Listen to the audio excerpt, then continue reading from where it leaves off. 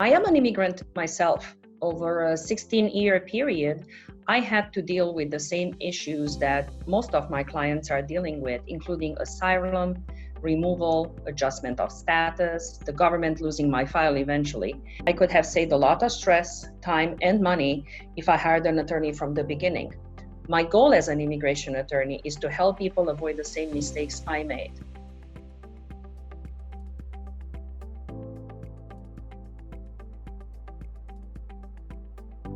Family-based immigration allows an immigrant to obtain permanent residency in the United States based on their relationship to a family member.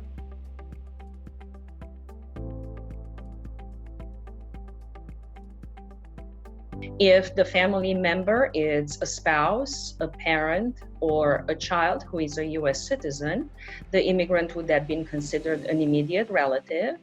If the spouse, parent, or child is a permanent resident, the immigrant would then be considered a family preference.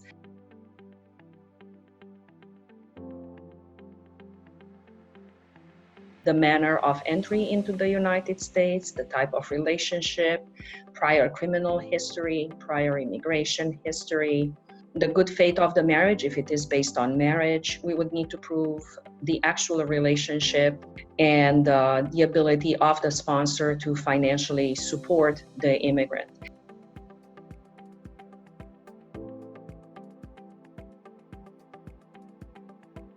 The typical three investment options are EB-5, which is employment-based application for permanent residency, which requires a minimum investment amount as it stands today at $500,000 or $1 million in case of direct investment.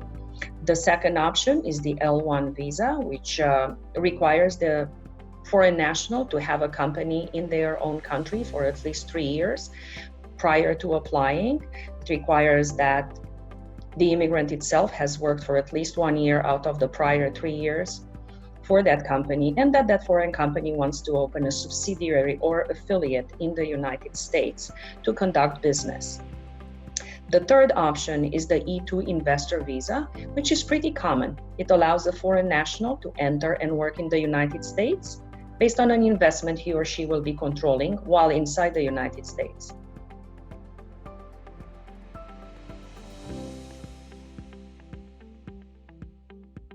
The individual must be at least 18 years old at the time of filing the Form N-400, must be a permanent resident or be a green card holder for at least 5 years. They would also be able to, would have to show that they are able to read, write, and speak basic English, have a basic understanding of U.S. history and government. They call it the civics test. Must be a person of good moral character and demonstrate an attachment to the principles and ideals of the United States Constitution.